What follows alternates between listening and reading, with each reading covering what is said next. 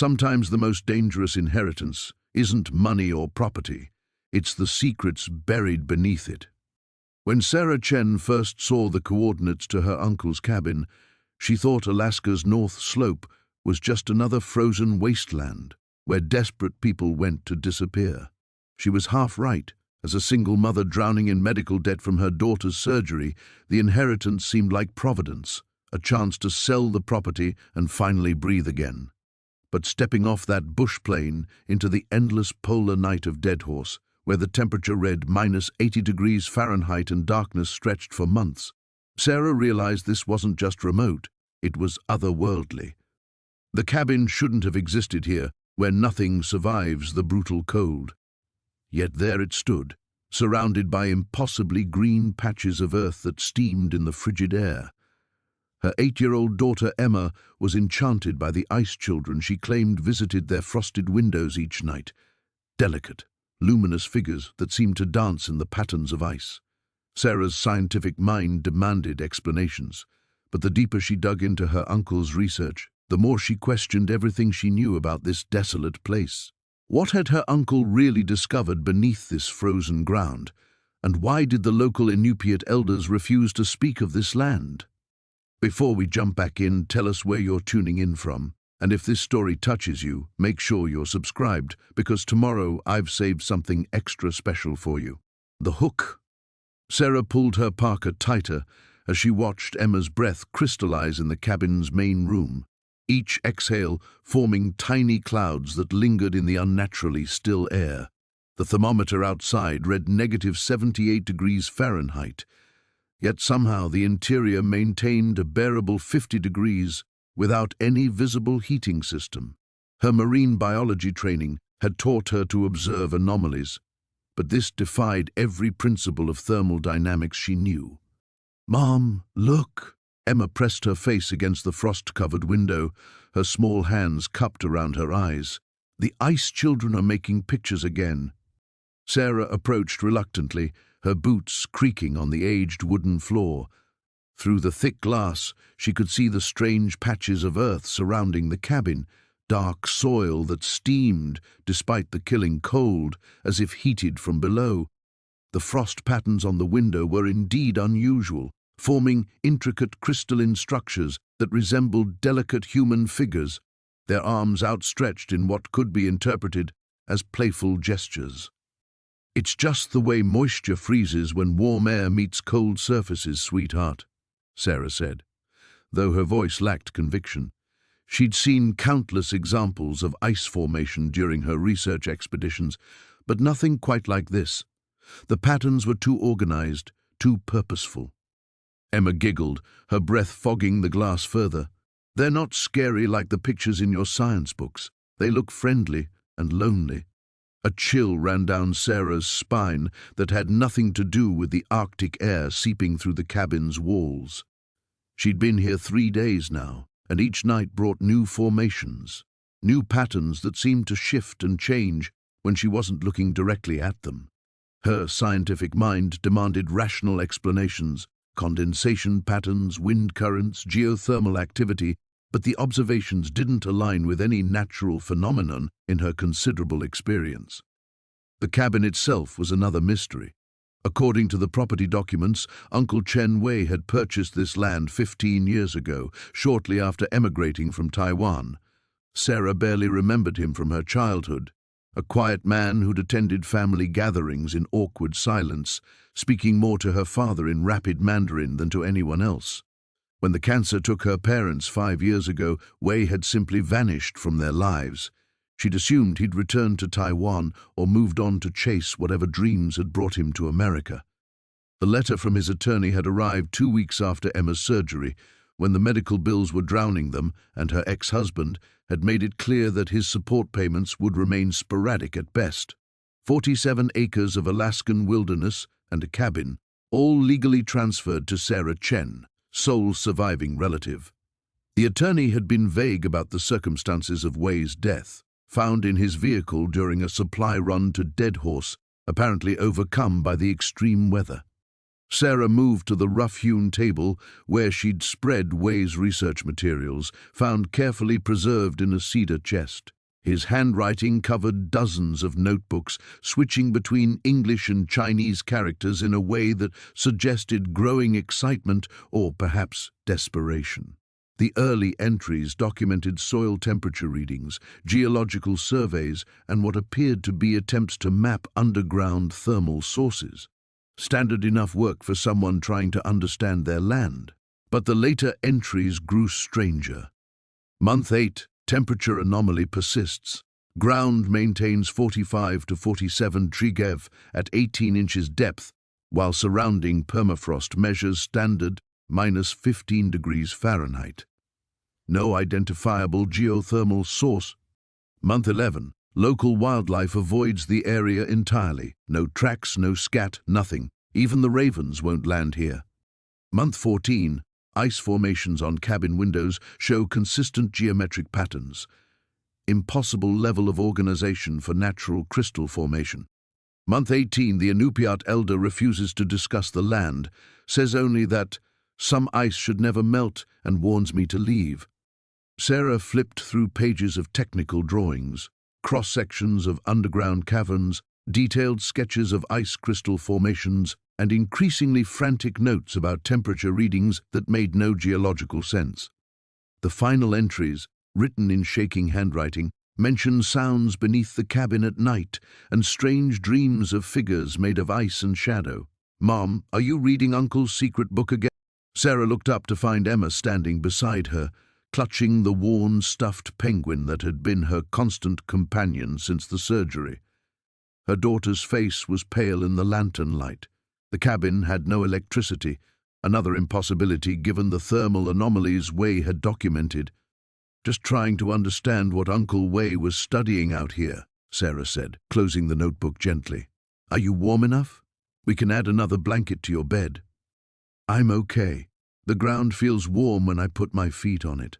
Emma paused, tilting her head as if listening to something Sarah couldn't hear. "Mom, why did Uncle Way leave us this place? And why don't the ice children ever come inside?" The questions hung in the air like Emma's crystallized breath, and Sarah realized that her daughter had noticed far more than she'd let on. Outside, the wind picked up, rattling the cabin's windows and causing the frost patterns to shimmer in the lamplight, almost as if they were responding to their presence. Tomorrow, Sarah decided, she would begin her own investigation into what lay beneath this impossible patch of warm earth in the heart of Alaska's frozen wasteland. The morning brought no true dawn, only a gradual lightening of the perpetual twilight that passed for day during Alaska's polar night. Sarah stirred in the narrow bunk, instantly aware of the silence that pressed against the cabin walls like a living thing. In their cramped San Diego apartment, mornings had meant traffic noise, neighbors' dogs, the constant hum of urban life. Here, the quiet was so complete it made her ears ring. She checked her phone, 8:47 a.m., though the distinction felt meaningless in this land of endless darkness. No signal, of course. The last cell tower was 60 miles south, leaving them completely cut off from the world they'd fled. The thought brought both relief and a creeping anxiety that settled in her chest like ice water. Emma was still asleep, her small form bundled under 3 wool blankets, the stuffed penguin tucked securely under one arm.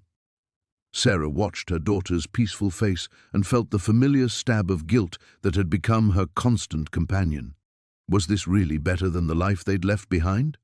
Better than the creditors calling at all hours, the repo man circling their apartment complex, the look of disappointment on Emma's face when birthday parties and school field trips became luxuries they couldn't afford? The medical bills from Emma's appendectomy sat in a manila folder beneath Way's notebooks. $47,000 for a routine surgery because their insurance had lapsed during the divorce proceedings. Michael had promised to maintain coverage through his job, but promises from her ex-husband had proven as reliable as his child support payments. She could still hear his voice on their last phone call. "Maybe it's time to consider what's best for Emma. My parents would love to have her while you get back on your feet."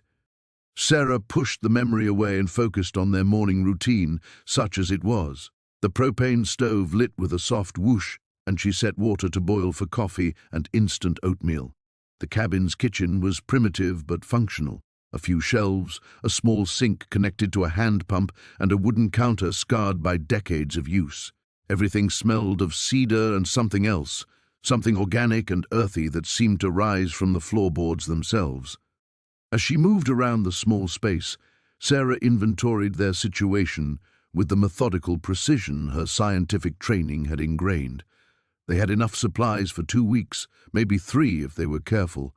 The generator could provide electricity for a few hours each day, though they'd been managing fine with kerosene lanterns and the wood stove. Her laptop held her research data, grant applications, and the half-finished manuscript that might, if she was very lucky, lead to a position at one of the marine research stations along the coast. The irony wasn't lost on her. She'd spent her career studying life in extreme environments, documenting how organisms adapted to conditions that should be impossible to survive. Now she was living proof of that adaptation, learning to thrive in isolation with her daughter, because civilization had become too expensive to maintain. "Morning, Mom." Emma peered at her elbow, already dressed and alert in the way children managed so effortlessly. "Good morning, sweetheart. Sleep well?" Emma nodded, accepting her bowl of oatmeal with honey, their one concession to comfort food. "I dreamed about swimming again, in the warm water under the ice." Sarah's spoon paused halfway to her mouth. "Under the ice?" "Like the place Uncle Way found. There were pools down there, all glowing and warm, and the ice children were swimming too, but they looked different underwater, more real." The casual way Emma discussed these visions made Sarah's skin crawl. Since arriving at the cabin, her daughter's imagination had taken on a vividness that seemed almost supernatural. Back home, Emma had been shy, often withdrawn, still processing the upheaval of the divorce. Here, she spoke with confidence about things that couldn't possibly exist. After breakfast, they fell into the routine they'd established over the past few days. Emma worked through her homeschool assignments at the table while Sarah attempted to make sense of Way's research. The notebooks were dense with calculations and observations, but they painted a picture of a man slowly losing his grip on rational thought, or discovering something that challenged rationality itself. The afternoon brought their daily walk around the property's perimeter, partly for exercise, partly to stave off the cabin fever that Sarah could feel building in her chest. The landscape was beautiful in its desolation, all sweeping white expanses broken by the dark spine of distant mountains. But the absence of any wildlife continued to unnerve her. No tracks, no movement, nothing but the wind sculpting snow into fantastic shapes. As they crunched through the snow, Emma chattered about her lessons, about the books they'd brought, about anything except the isolation that seemed to weigh so heavily on Sarah's shoulders. Her daughter's resilience was remarkable, but Sarah wondered what price they were both paying for this escape from their old life. Evening meant more lantern light, more of Way's increasingly erratic journal entries, and more questions that had no comfortable answers. As Sarah tucked Emma into bed, her daughter's words from the previous night echoed in her mind. Why don't the ice children ever come inside? Outside, the wind began to pick up again, and Sarah found herself listening for sounds that shouldn't exist beneath the frozen ground. The wind's howling reached a crescendo around midnight, rattling the cabin's windows with a violence that jerked Sarah from the thin sleep she'd finally managed. But as she lay listening in the darkness, something about the sound felt wrong. Not the random chaos of Arctic wind, but something rhythmic, almost purposeful, like breathing. She slipped from her bunk and padded to the window, careful not to wake Emma. The frost patterns had grown more elaborate since evening, spreading across the glass in delicate spirals that seemed to pulse with their own inner light. Sarah pressed her face close to the pane, trying to peer through the formations, when a soft thump from beneath the cabin made her freeze. Another thump, then another. Her marine biology training kicked in, cataloguing possibilities, settling wood, contracting pipes, permafrost shift. But the rhythm was too regular, too deliberate. It sounded almost like footsteps. Sarah grabbed her heaviest jacket and the battery-powered lantern, her hands trembling as she worked the door latch. The cold hit her like a physical blow, stealing her breath and making her eyes water instantly. She forced herself forward, following the cabin's perimeter toward the sound source. The beam of her lantern swept across the snow-covered foundation, revealing something that made her stomach lurch. Dark patches of exposed earth formed a perfect circle around the cabin's base, the ground steaming in the sub-zero air. But that wasn't what stopped her breath. Tracks. Human-shaped, but wrong somehow. Too narrow, too long, with an odd quality to the impressions, as if they'd been pressed into the earth rather than stepped. They led from the warm patches of soil directly to the cabin's foundation, disappearing beneath the structure itself. Sarah knelt beside one of the clearest prints, her scientific mind struggling to process what she was seeing. The track was filled with what looked like crystallized water, but the formations were too perfect, too geometric, like tiny sculptures of ice. A sound from above made her look up. Emma stood silhouetted in the cabin's window, her small hand pressed against the glass. Even from this distance, Sarah could see her daughter's lips moving, as if she were speaking to someone. The thumping from beneath the cabin stopped abruptly. Sarah scrambled back inside, her heart hammering as she struggled out of her jacket. Emma was still at the window, her breath fogging the glass in rapid puffs. "Emma, get away from there."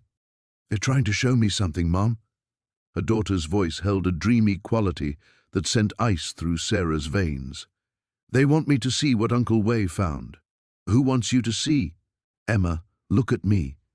But Emma pressed both palms against the window, and the frost patterns began to shift, rearranging themselves into shapes that looked disturbingly like pointing fingers, all directed toward the cabin's rear corner. Sarah grabbed her daughter's shoulders, pulling her away from the glass. "Emma, stop this. Come sit down." Her daughter blinked, the dreamy expression fading into confusion. "Mom, why are you scared?" "I'm not scared, Sarah stopped herself. She was terrified, but not of any rational threat. She was afraid of the impossible things she was seeing, the way her daughter seemed to communicate with phenomena that defied explanation. Most of all, she was afraid of what Way had discovered beneath their feet. She helped Emma back to bed, then returned to the kitchen table where Way's notebooks lay scattered. With shaking hands, she flipped to the final entries, the ones written in increasingly erratic handwriting. Month 22, they respond to Emma's presence. The child acts as some kind of catalyst. The ice formations become more active, more directed. I can hear them moving beneath the cabin at night. Sarah's blood turned to slush. Way had known about Emma, but how? They'd never met, never even spoken on the phone. Month 23 found the entrance today, hidden beneath the cabin's northwest corner, covered by a section of loose flooring. The thermal readings make no sense. It's warmer below than above. The sound of water moving in the darkness. Month 24, I understand now why the elder warned me to leave. This isn't a geothermal anomaly, it's something else. Something that's been waiting. And now Sarah's coming with the child, and I don't know how to warn them without sounding insane. The notebook trembled in Sarah's hands. Way had written this entry just weeks before his death, somehow knowing she would inherit the cabin. The final page contained a crude map of the cabin's interior, with an X marked in the northwest corner and a single word written beneath: choice. Sarah looked toward that corner now, where a section of floorboard sat slightly raised, barely visible in the lantern light. The thumping sounds had come from directly beneath that spot. Outside, the wind died to nothing, leaving a silence so complete it felt like being underwater. In that quiet, Sarah could hear something new, the distant sound of running water, impossibly warm and alive beneath the frozen earth. She had to make a choice: investigate what lay beneath their feet, or pack their belongings and flee into the killing cold of the Alaskan night.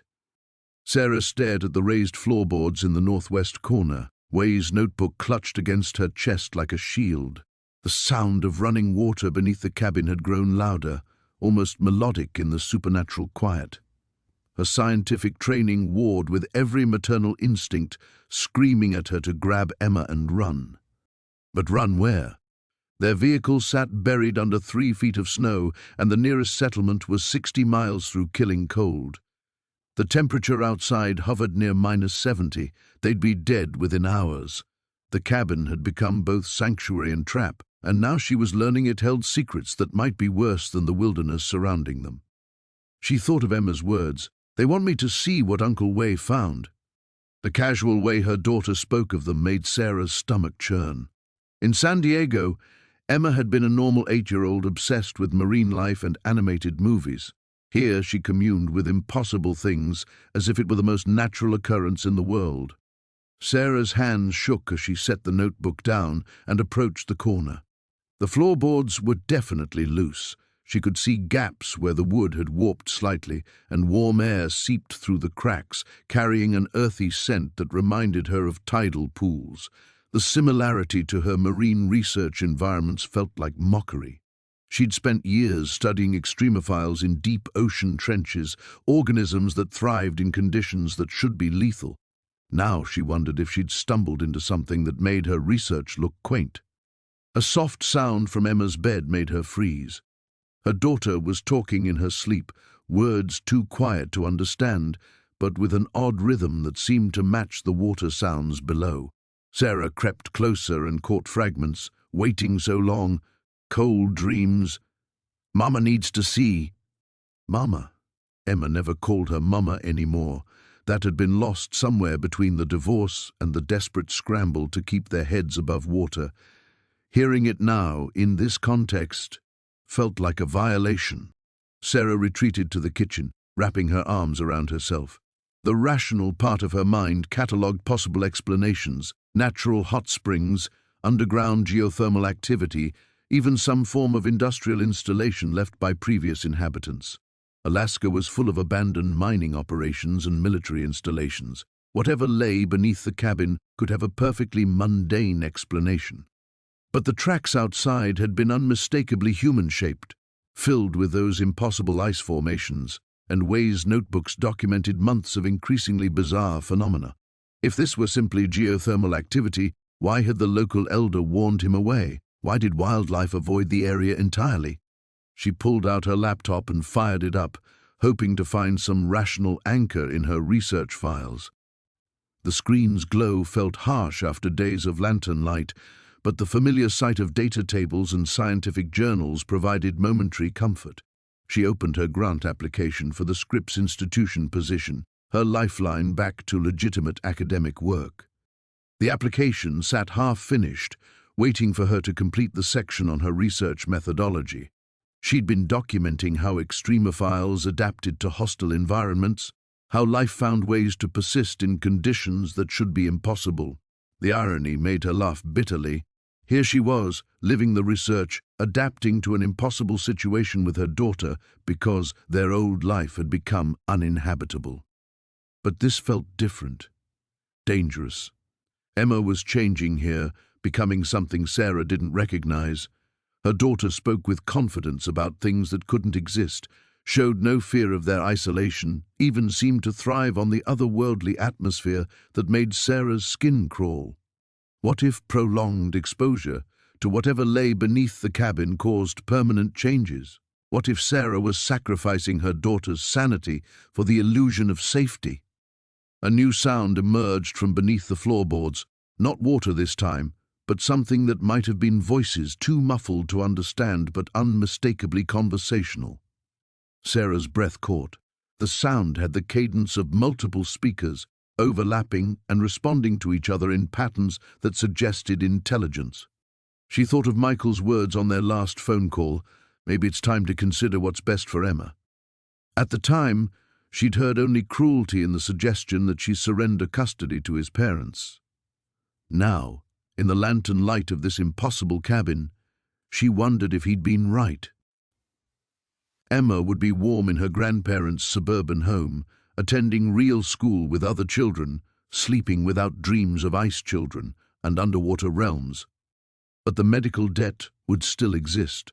The creditors wouldn't simply forgive $47,000 because Sarah had made the noble sacrifice of giving up her daughter. She'd lose Emma and still face financial ruin, except then she'd face it alone. The voices beneath the floor grew clearer, and Sarah caught what sounded like her own name, spoken in tones that seemed both ancient and impossibly patient, as if whatever waited below had been calling to her for a very long time. Sarah's name drifted up through the floorboards again, unmistakable now in its clarity. Not a trick of her exhausted mind or the wind playing through hidden crevices, actual voices speaking her name with the patience of geological time. Her hands trembled as she approached the loose boards in the northwest corner. Way's crude map burned into her memory like a brand. The choice her uncle had written about wasn't whether to investigate. That decision had been made the moment she heard her daughter speaking to things that shouldn't exist, the moment she'd seen tracks that defied rational explanation. The real choice was whether to cross this threshold alone or wake Emma and bring her into whatever waited below. Sarah knelt beside the raised floorboards, her scientific training providing a thin veneer of methodology to mask the terror coursing through her veins. She'd spent her career documenting the impossible, life thriving in deep ocean trenches where pressure should crush any living thing, organisms feeding on chemical reactions in environments that predated sunlight itself. But this felt different. This felt like the environment might be documenting her. The boards lifted easily, as if they'd been designed for this moment. Warm air rushed up from the opening, carrying that tidal pool scent mixed with something older, the smell of deep caves and ancient water. Sarah aimed her lantern into the darkness and gasped. Stone steps descended into the earth, carved with a precision that spoke of intelligence and time. The walls were smooth basalt, but veined with formations that looked organic, branching patterns that resembled neural networks or root systems. And everything was warm, impossibly warm, as if she were peering into the throat of a sleeping giant. Sarah. The voice came from directly below, soft as falling snow but clear as crystal, not threatening but infinitely patient, waiting. She thought of Emma sleeping peacefully 20 feet away, dreaming of warm pools beneath the ice. A daughter had been trying to prepare her for this moment, she realized. The ice children, the underwater visions, the casual conversations with impossible things. Emma had been acting as an intermediary, gently leading her mother toward this threshold. But why? What could her 8-year-old daughter possibly understand about whatever lay beneath their feet? Unless Emma wasn't just communicating with these entities, unless she was becoming something like them. The thought should have sent her running back to her daughter's bedside, should have triggered every protective instinct evolution had programmed into her. Instead, Sarah found herself placing one foot on the first stone step, then another. The warmth enveloped her like bathwater, and she could hear the sound of moving water growing stronger with each step down. This was insane. She was a scientist, a mother, a rational person who understood the difference between observable phenomena and delusion. But rational thinking had brought her to the edge of financial ruin, had cost her marriage and nearly cost her custody of Emma. Rational thinking had led them to this impossible cabin in the first place. The steps descended for perhaps 20 feet before opening into a cavern that made Sarah's breath catch. Her lantern beam reflected off walls of crystalline ice, but ice unlike anything she'd ever seen, veined with bioluminescent patterns that pulsed gently, providing a soft blue-green glow that made her light seem harsh by comparison. And in the center of the space, exactly as Emma had described in her dreams, lay a pool of impossibly clear water, its surface steaming gently in the warm air. But the water wasn't empty.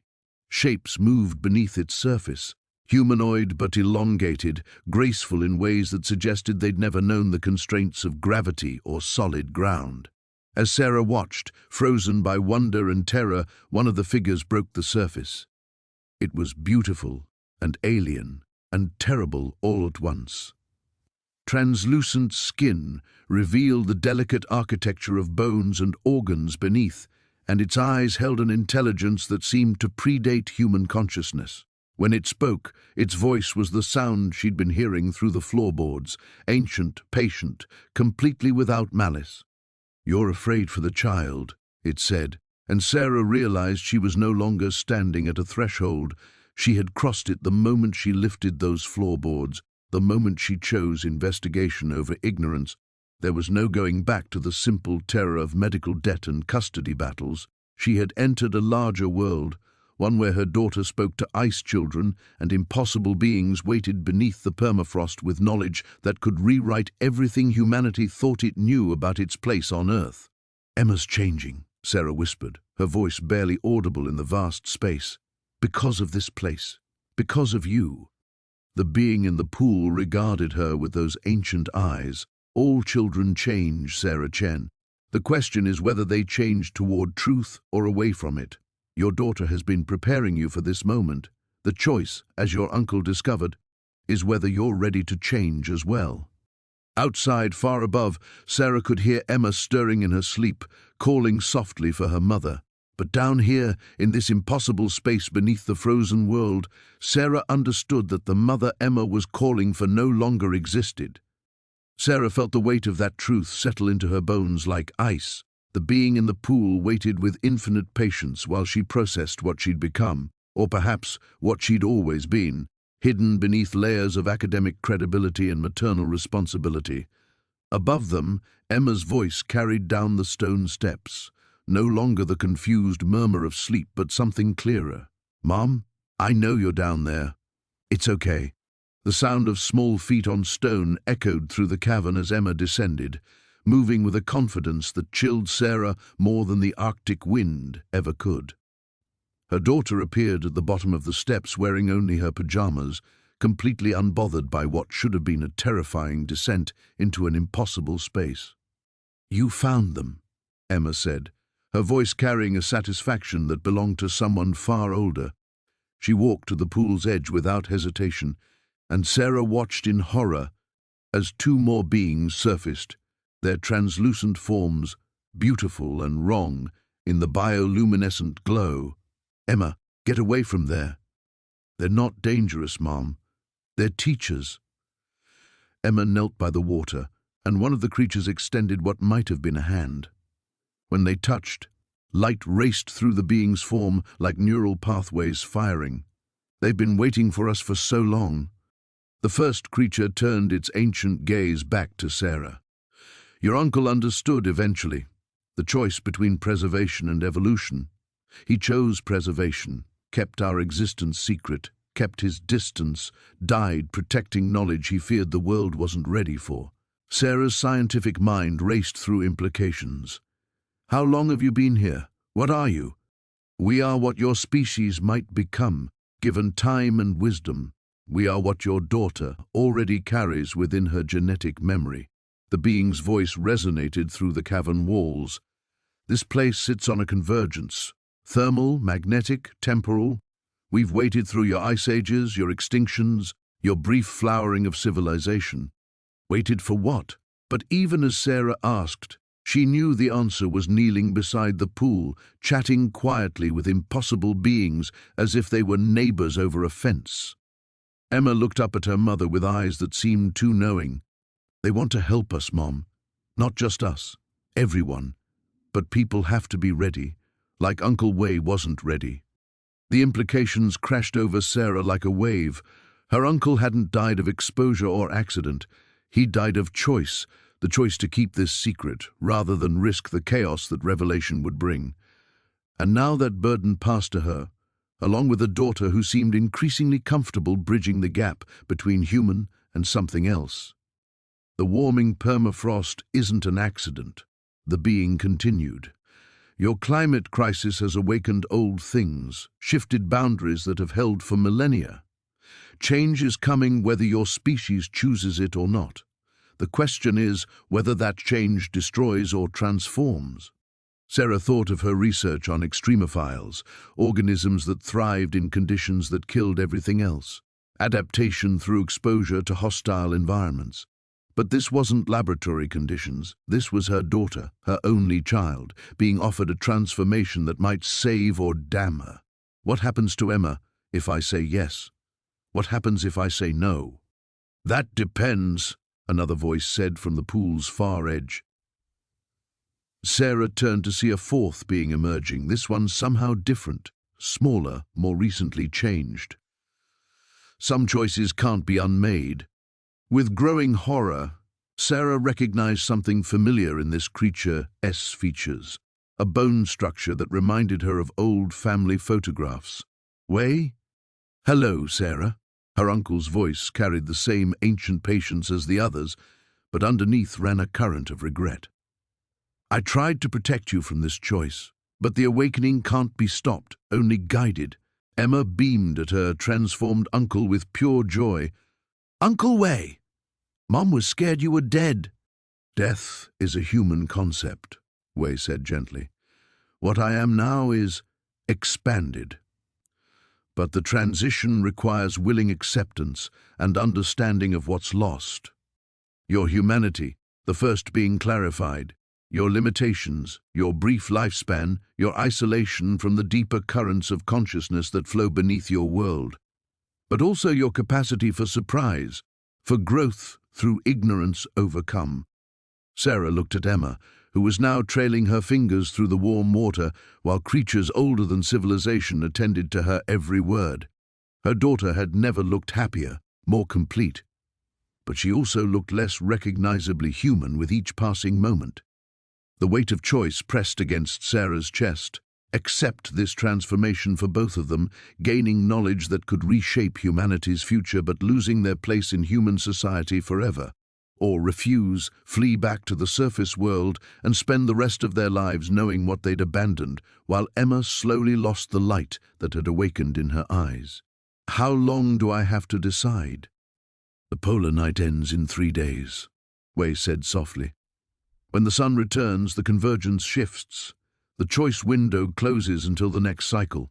3 days to decide whether to evolve or remain human. 3 days to choose between her daughter's happiness and their species. Sarah's hands shook as she climbed back up the stone steps, Emma following reluctantly behind. The warmth of the cavern gave way to the cabin's artificial heat, a thin barrier against the brutal cold outside. 3 days. The deadline echoed in her mind with each footstep, a countdown to the most impossible decision any mother had ever faced. Mom, they're not scary, Emma said as they reached the main floor. Uncle Way is happy down there, happier than he ever was before.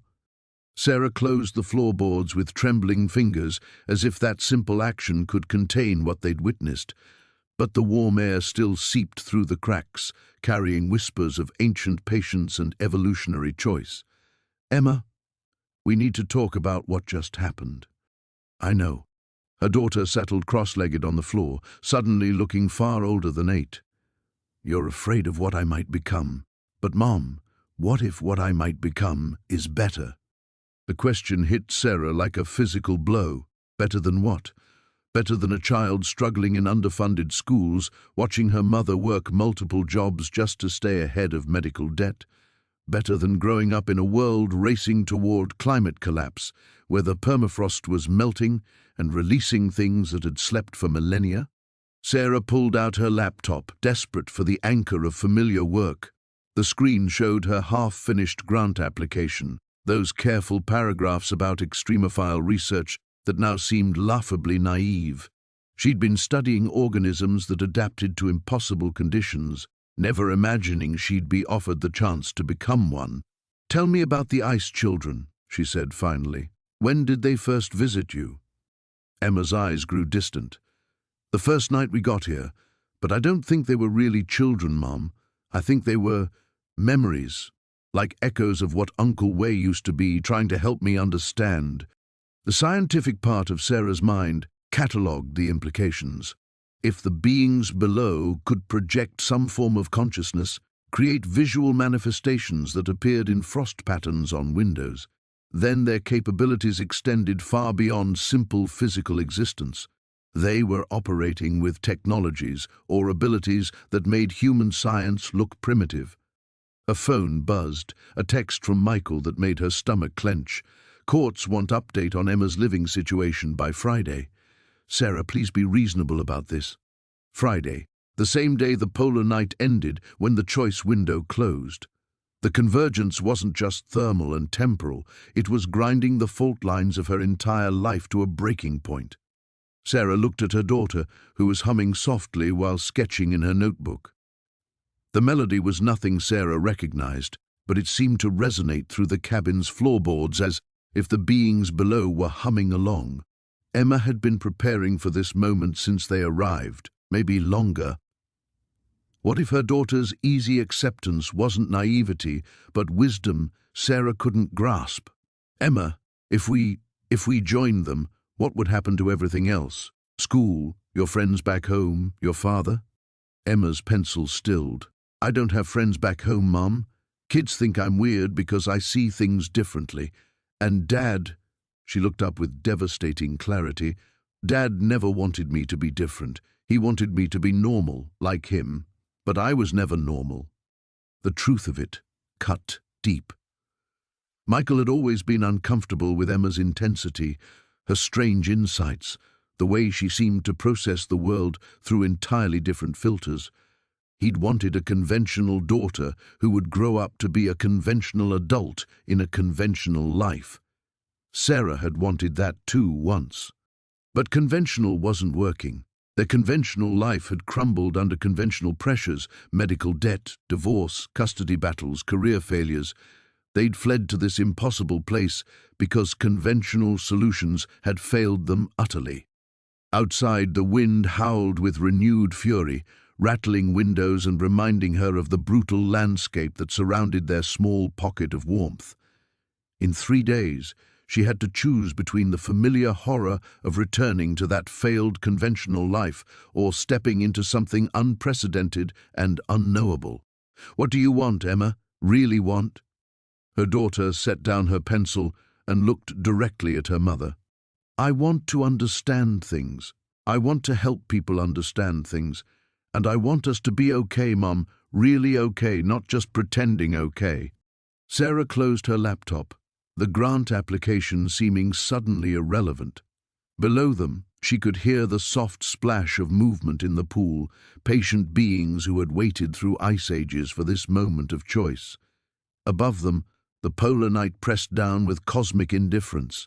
3 days to decide whether to trust in transformation or cling to a humanity that had already broken them both. The deadline approached like an avalanche, inevitable and reshaping everything in its path. The temperature gauge outside read -83 degrees Fahrenheit when Sarah woke on the final morning, but the numbers felt meaningless now. Inside the cabin, warmth pulsed through the floorboards like a heartbeat, and every breath carried whispers of the choice that could no longer be delayed. Emma sat at the kitchen table, her notebook open to a page covered in symbols that looked nothing like an 8-year-old's artwork. The markings seemed to shift in Sarah's peripheral vision, resembling neural pathways one moment, constellation maps the next. Her daughter's pencil moved with mechanical precision, as if she were taking dictation from voices only she could hear. The convergence peaks at sunset, Emma said without looking up. Uncle Wei says after that the window closes for another cycle. Sarah's phone buzzed with the final reminder she'd been dreading. Michael's custody hearing was scheduled for tomorrow. In 12 hours she had to choose between losing Emma to transformation or losing her to a legal system that would never understand what they'd found beneath the ice. Emma, I need you to understand something.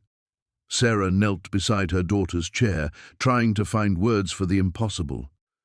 If we go down there tonight, if we choose what they're offering, we can never go back. Never. We won't be human anymore. Emma set down her pencil and turned those increasingly ancient eyes on her mother. Were we ever really human, Mom? I mean, really?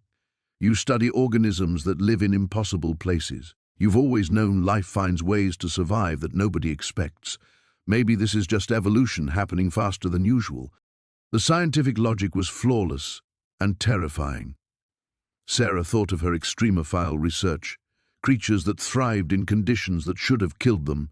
But those were microorganisms, not children, not mothers faced with the annihilation of everything they'd thought they understood about existence. A sound echoed up through the floorboards, not voices this time, but something like singing. Emma tilted her head, listening with obvious delight, while Sarah felt the melody wrap around her spine like ice water. The beings below were calling, and the pull was stronger than ever. "Your research," Emma said suddenly, "about organisms that live near volcanic vents. They don't need sunlight or normal food, they just need the right chemical reactions. What if consciousness works the same way? What if there are kinds of thinking that don't need human brains?" The question struck Sarah like lightning. Her daughter was describing distributed consciousness, network intelligence that operated across biological boundaries. But how could an 8-year-old grasp concepts that would revolutionize neuroscience? Unless Emma was no longer entirely 8 years old, no longer entirely human. The realization should have sent Sarah running for the radio, calling for evacuation, choosing the familiar nightmare of legal battles over this cosmic uncertainty. Instead, she found herself walking to the trapdoor, her hands moving without conscious direction to lift the boards that separated them from transformation. Warm air rushed up, carrying the scent of deep time and patient intelligence. The stone steps beckoned with terrible invitation. "I'm scared," Sarah whispered, the words torn from someplace deeper than rational thought. "I know." Emma took her hand with fingers that seemed somehow more substantial than before. "But, Mom, you've been scared our whole lives.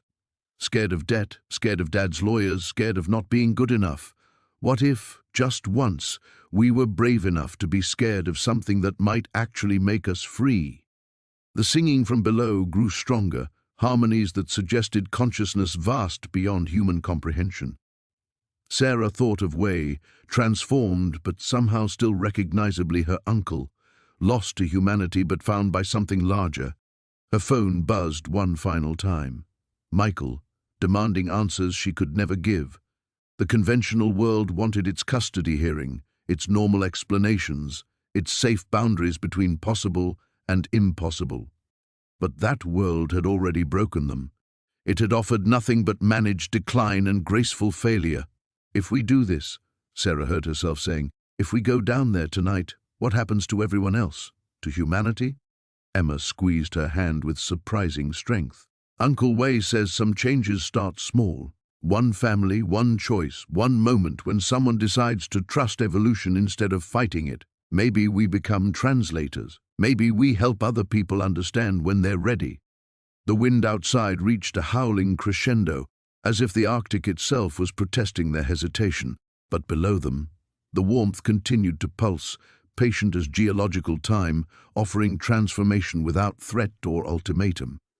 Sarah looked at her daughter, brilliant, strange, never quite fitting into the world that had shaped them both. Emma had been preparing for this moment since birth, maybe longer.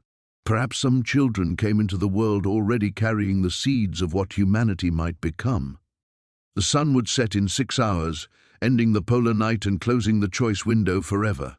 Sarah could feel the weight of that deadline in her bones, an evolutionary pressure that demanded decision. Everything they'd learned, everything they'd suffered, had led to this threshold, and on the other side waited either transcendence or annihilation, and Sarah could no longer tell the difference. Sarah descended the stone steps with Emma's hand in hers, each footfall carrying them closer to a choice that would rewrite the very definition of what they were.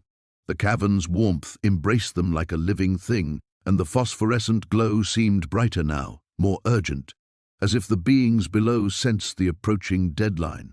But something was wrong. The pool, which had been perfectly still during their previous visits, now churned with violent currents. The ancient beings who had spoken with such patient wisdom were gathered at its edges, their translucent forms flickering like dying light bulbs.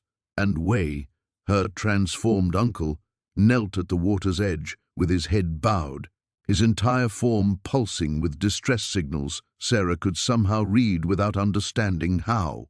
"Uncle Wei!" Emma called out, her voice echoing strangely in the cavern's changed atmosphere. He looked up, and Sarah's heart clenched. The serene acceptance that had characterized his transformation was gone. replaced by something that looked terrifyingly like regret. Sarah, Emma, you shouldn't have come tonight. The first being they had spoken with, the one who had seemed to lead the others, turned its ancient attention toward them. But where before it had radiated calm authority, now Sarah sensed something approaching panic in its movements. The convergence is unstable. We did not anticipate. Its words cut off as a tremor ran through the cavern floor. Not an earthquake, but something deeper, more fundamental. The warm pool bubbled violently, releasing steam that carried the acrid scent of sulfur and something else, something organic and wrong. "What's happening?" Sarah demanded, her scientific mind racing to process the implications of thermal instability in what should have been a perfectly regulated geothermal system. "The permafrost above is collapsing faster than predicted," Wei said, his transformed voice heavy with implications Sarah was only beginning to grasp. "The climate changes your species has triggered. They're accelerating everything. The awakening was supposed to be gradual, controlled, spanning decades, but the thermal balance that has maintained this convergence for millennia is failing." Emma stepped closer to the churning pool, her face reflecting the chaotic light patterns with disturbing clarity. "They're dying, aren't they? The heat that keeps them alive, it's going away." Another tremor shook the cavern, stronger this time. Sarah heard a sound that chilled her more than any Arctic wind, the groaning of structural ice somewhere far above, the planet itself reshaping as ancient barriers collapsed under the pressure of a warming world. The choice window isn't closing because of natural cycles, Sarah realized, the full horror of their situation crystallizing. It's closing because this entire place is becoming uninhabitable. The lead being's form flickered more violently. "We waited too long. Hoped your species would find balance before crossing the thermal threshold, but the acceleration of warming has destabilized the deep ice that maintains our existence here. We have perhaps hours before this convergence point becomes uninhabitable for any form of consciousness." Sarah's mind raced through the implications. The beings weren't just offering transformation. They were refugees, ancient intelligences facing extinction as climate change destroyed the delicate conditions that had preserved them for millennia. And Emma, her brilliant daughter who had never quite fit in the human world, was being offered the chance to join a species that might not survive the night. "Can you move?" Sarah asked desperately. "Find another convergence point." "These formations take geological time to develop," Wei said sadly. "There are others, scattered across your planet, but they are awakening chaotically as the thermal balance shifts. No coordination, no guidance. Some are already lost." Emma knelt by the pool's edge, seemingly unbothered by the violent currents. "What happens to the knowledge?" "Everything you've learned, everything you could teach us. Lost," the being admitted. "Unless..." The unfinished thought hung in the superheated air like a challenge. Sarah understood immediately what wasn't being said.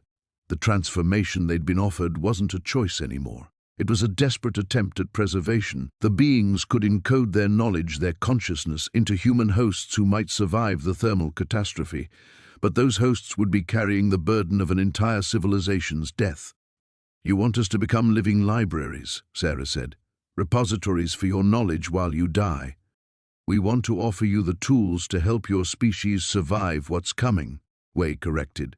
"The climate changes will continue accelerating. More convergence points will destabilize. More ancient things will awaken without guidance. But if some humans carry our understanding..." The cavern shook again, more violently, and Sarah heard the distinctive crack of ice fracturing under impossible strain. The walls were beginning to weep, ancient permafrost melting under thermal pressures that were spiraling beyond any possibility of control. Emma looked up at her mother with eyes that reflected the pool's chaotic light. "Mom, we have to try. Even if it doesn't save them, we have to try to save what they know." But as Sarah reached toward her daughter's outstretched hand, the cavern floor buckled. A section of the ceiling collapsed, crushing the pool's far edge and sending the ancient beings scattering like startled fish. The convergence was dying, and their window of choice was collapsing into catastrophe. The revelation. The pool erupted. Sarah threw herself over Emma as superheated water, and ancient debris exploded outward, the cavern transforming from sanctuary into chaos. But even as she shielded her daughter, something impossible happened. The scalding water parted around them, deflected by an invisible barrier that pulsed with the same phosphorescent energy as the dying beings. When the violence subsided, Sarah looked up to find Wei standing between them and destruction, his transformed body glowing with protective force. But the effort was clearly draining him. His form flickered like a candle in a hurricane, and when he spoke, his voice carried the weight of unbearable truth. Sarah, you need to understand what's really happening here. This isn't climate change destroying the convergence.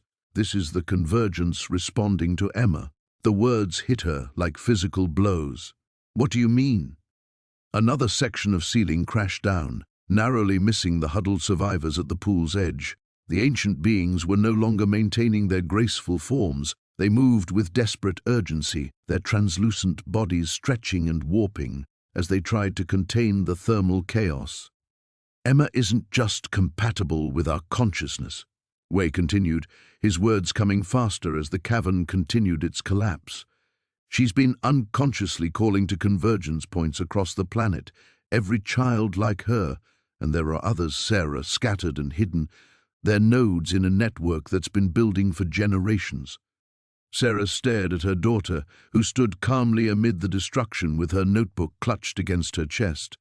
Emma's eyes reflected not just the pool's chaotic light, but something deeper, a knowing that belonged to no 8-year-old child. The ice children weren't visiting her, Sarah whispered, the revelation crashing over her like Arctic water. She was calling them. The human species is evolving. The lead being managed to communicate through the chaos, its ancient voice barely audible above the sounds of geological catastrophe, has been evolving for decades, maybe longer. Children born with neural structures capable of quantum consciousness, distributed awareness across biological boundaries. Emma is part of the first generation to manifest these capabilities fully. The cavern shook again, but this time Sarah recognized the pattern. It wasn't random destruction. It was a rhythm, a heartbeat matching Emma's breathing. The thermal instability wasn't destroying the convergence, it was reshaping it, responding to electromagnetic patterns generated by her daughter's developing brain. "You're not offering us transformation," Sarah said, understanding flooding through her with terrifying clarity. "Emma is transforming you."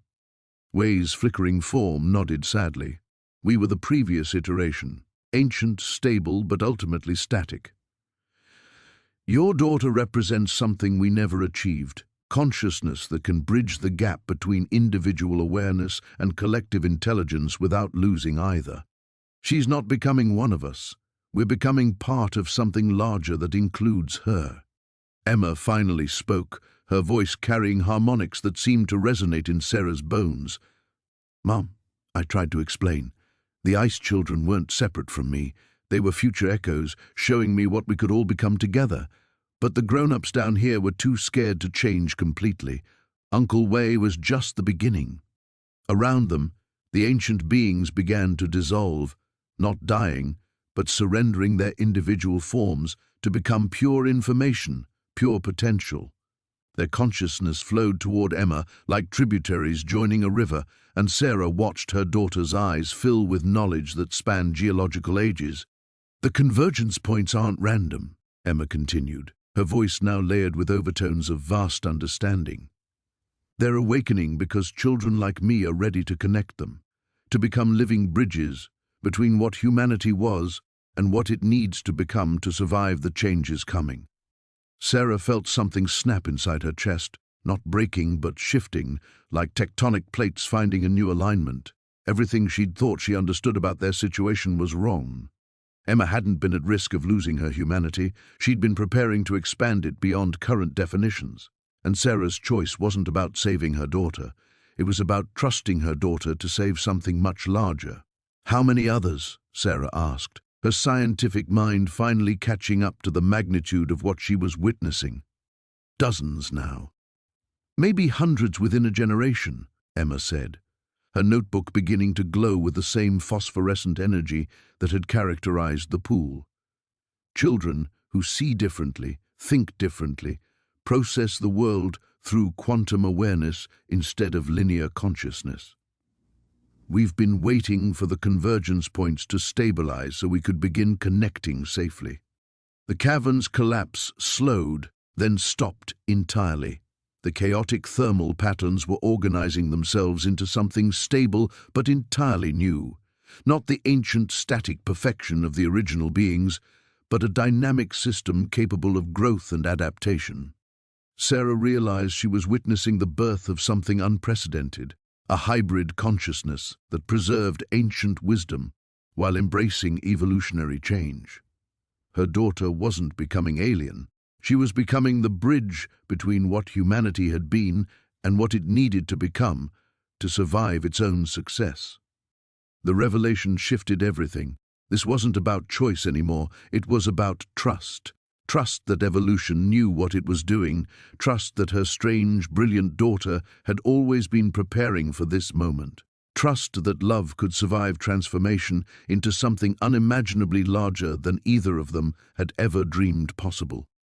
The silence that followed stretched like held breath. Sarah knelt in the transformed cavern, watching Emma's notebook pulse with gentle light, and felt something fundamental shift inside her chest. Not the snap of breaking, but the deep settling of a foundation finally finding solid ground. The terror was still there, would probably always be there when she fully grasped what was happening, but beneath it, growing stronger with each heartbeat, was something she hadn't felt in years: certainty. Not the brittle certainty of desperate control, but the quiet confidence that came from finally understanding her role in something larger than her own survival. "Emma," she said softly, her voice steady for the first time since they'd arrived in Alaska. "What do you need from me?" Her daughter looked up from the notebook, and Sarah was struck by how the ancient knowledge layered behind her eyes hadn't diminished her essential Emma-ness. If anything, it had clarified it. The brilliant, strange child who had never quite fit anywhere was revealed as exactly what she was meant to be. "I need you to help me reach the others," Emma said simply. "The children like me who are scattered and hidden. Their families are scared like you were scared. They need someone who understands the science to help explain what's happening." Sarah felt her marine biologist training click into place, but transformed now by expanded possibilities. "You're talking about building a network, a communication system between the convergence points. More than communication, integration." Emma's voice carried Way's gentle wisdom now, but filtered through 8-year-old directness. "The climate changes aren't going to stop, Mom. More ancient things are going to wake up as the ice shifts. Some will be helpful, like the beings here. Others—" She gestured to her notebook, which now displayed images that looked distinctly less benevolent. "Others have been sleeping for good reasons." The magnitude of what Emma was describing hit Sarah like a revelation. Her daughter wasn't just part of human evolution, she was part of the planet's immune response to the crisis humanity had created. The convergence points, the awakening consciousnesses, the children with quantum awareness, they were all connected pieces of a vast adaptive system. "You're saying we need to help coordinate the awakening," Sarah said. "Make sure the beneficial entities can guide the dangerous ones." "Exactly." Emma smiled, and it was purely her own smile despite everything else that had changed. "But I can't do it alone. None of us can. That's why we need the adults to stop being scared and start being helpful." Sarah laughed, actually laughed, for the first time in months. "You want me to become your research assistant?" "I want you to become my partner," Emma corrected. "You understand systems, adaptation, biological networks. You know how to document things so other scientists will believe them. And you know how to be brave when something you love needs you to be brave." The transformed cavern pulsed gently around them, no longer chaotic but settled into new patterns. Where the ancient pool had been, a series of smaller thermal vents now created a complex circulation system. Sarah recognized the configuration. It was optimized for supporting multiple forms of consciousness simultaneously, ancient and evolving, individual and collective. The convergence points are becoming something like hybrid ecosystems, she realized aloud. Spaces where different kinds of consciousness can coexist and exchange information. And they need caretakers, Emma agreed. People who understand both the science and the transformation. Adults who can help families adapt when their children start manifesting quantum awareness. Sarah felt something like her old scientific excitement stirring, but transformed by scope she'd never imagined possible. We're going to need documentation, peer review, evidence that can convince the scientific community. Uncle Way left research notes, Emma said, pointing to a section of the cavern where Sarah now noticed equipment she'd somehow overlooked before. Computers, instruments, years of careful data collection. And the network children have been keeping records too. We have proof, Mom. We just need someone brave enough to present it. The weight of responsibility should have been crushing. Instead, Sarah felt lighter than she had in years. The crushing debt, the custody battles, the desperate scrambling for survival, all of it suddenly seemed manageable compared to what they'd already survived. More than manageable, irrelevant. Michael's going to fight this, she said, thinking of her ex-husband's need for conventional explanations. The courts won't understand. Then we'll help them understand, Emma said with quiet confidence. One family at a time, one scientist at a time, one child at a time. Change doesn't have to be fast to be inevitable. Sarah stood, feeling strength she'd forgotten she possessed flowing back into her limbs. Around them, the cavern hummed with patient energy, not rushing, not demanding, but ready to support whatever they chose to build. She had her daughter back. She had a purpose that mattered. And she had access to knowledge that could reshape humanity's relationship with the planet itself. For the first time since inheriting Way's cabin, Sarah Chen felt like she was exactly where she belonged. All right, she said, extending her hand to Emma. Let's go save the world. Emma's hand felt warm and solid in hers, reassuringly human despite everything that had changed. Together, they moved toward the equipment Way had left behind, and Sarah marveled at how her uncle had managed to maintain such sophisticated monitoring systems in this remote location.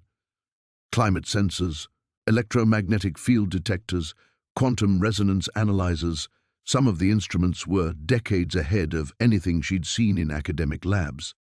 He was documenting the awakening process, Emma explained, her voice now carrying layers of inherited knowledge.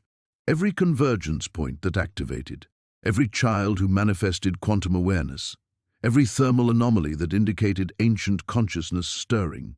The data goes back 15 years. Sarah booted up the primary computer system, her marine biologist training immediately recognizing the elegant database structure. Way had approached this like the scientist he'd been, methodical, thorough, building an irrefutable case for something most of the world wasn't ready to accept. But as she scrolled through years of accumulated evidence, she realized they weren't just dealing with isolated incidents anymore. Emma, look at this pattern. Sarah pulled up a global map showing convergence point activations over time. The awakenings are accelerating exponentially. What took months in the early cases is now happening in weeks. Some children are manifesting quantum awareness as young as 5. The implications hit her like a physical force. They weren't just documenting evolution in progress, they were racing against the clock. Every delayed awakening meant another child struggling alone with abilities their families couldn't understand. Another convergence point, potentially destabilizing without proper guidance. Emma leaned over her shoulder, studying the data with 8-year-old intensity enhanced by ancient wisdom. The planet's adaptive response is accelerating because the climate crisis is accelerating. The system recognizes that incremental change won't be enough. Sarah felt her scientific skepticism warring with the evidence literally surrounding them. 6 months ago, she would have dismissed this as impossible. Now, watching her daughter interface directly with quantum consciousness networks, She was beginning to grasp that impossibility was just another word for science we don't understand yet. But understanding the science wouldn't be enough. They needed to get ahead of the fear. "We need a presentation strategy," Sarah said, shifting into research mode. "Something that introduces the concepts gradually, builds credibility before revealing the full scope. Start with the thermal anomalies, move to the documented electromagnetic patterns, establish the biological precedents before introducing the consciousness elements." "Mom!" Emma's voice carried a warning tone that made Sarah look up from the computer screen. The cavern was changing again. The gentle phosphorescent light that had settled into stable patterns was beginning to pulse in rapid, urgent rhythms. From somewhere far above, they heard sounds that definitely weren't natural ice formation, engines, voices, equipment being deployed. Michael brought help, Sarah realized with sinking certainty. Her ex-husband's voice echoed down through the thermal vents, along with others she didn't recognize. Official voices, authority figures who wouldn't understand what they were seeing. Emma's notebook began glowing brighter, responding to her elevated stress levels. Around them, the hybrid ecosystem Way had died to protect started exhibiting defensive patterns, thermal vents shifting to create barriers, electromagnetic fields strengthening to interfere with surface communications. "They can't come down here," Emma said with quiet urgency. "Not yet. The convergence is still stabilizing, and they're carrying too much fear. Their terror could destabilize everything we've built." Sarah felt the weight of choice settling on her shoulders again. But this time, it wasn't about Emma's safety. It was about protecting something larger than both of them.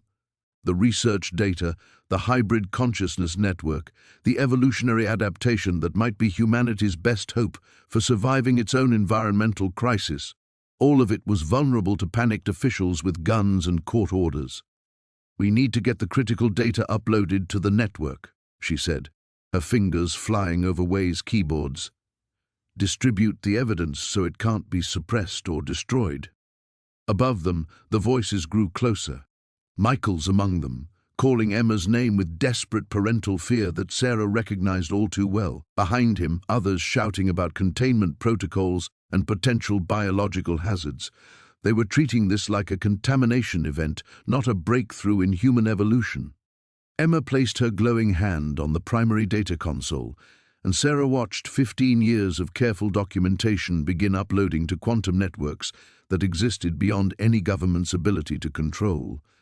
But the process was taking time they didn't have. "Mom," Emma said softly, "I need you to go up and meet them. Give us time to complete the transfer." The request hit Sarah like ice water. Leave Emma alone in the cavern while she faced Michael and whatever officials he'd brought.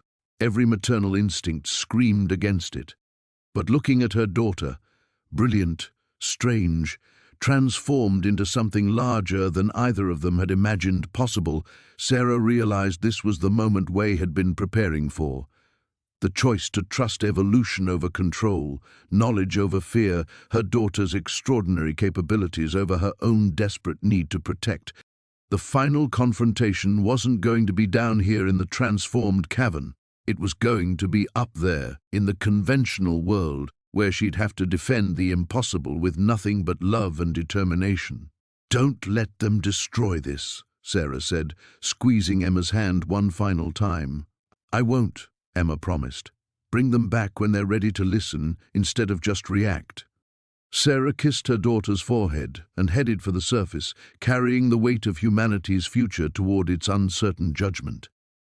The climb to the surface felt like ascending from one world into another. With each step up the thermal shaft, Sarah felt the weight of conventional reality pressing down on her, the world of custody battles and court orders, of scientific skepticism and bureaucratic fear. Behind her, the cavern pulsed with patient light as Emma worked to preserve 15 years of impossible discoveries. Ahead waited voices that grew louder and more urgent with each passing moment. Sarah emerged from the cabin's hidden entrance to find herself facing a tableau that would have seemed absurd 6 months ago. her ex-husband Michael, standing beside two figures in Arctic gear marked with federal insignia, all of them armed with equipment that had nothing to do with rescue and everything to do with containment. Floodlights had turned the eternal polar night into harsh artificial day, and she could see a helicopter waiting beyond the thermal perimeter, its rotors spinning in standby mode. "Sarah!" Michael's relief was genuine, but quickly shifted to the controlling concern she remembered too well. "Where's Emma?" "These are federal scientists. They need to evacuate both of you immediately. This whole area is showing signs of geological instability." The taller of the two officials stepped forward, his breath forming clouds in the -80-degree air. "Dr. Chen, I'm Agent Martinez with the Department of Geological Survey's Rapid Response Team. We've detected massive thermal anomalies beneath this structure. For your safety and that of your daughter, we need to extract you both now." Sarah felt the weight of everything she'd learned settling into her bones like accumulated strength. They weren't lying. The anomalies were massive and unprecedented.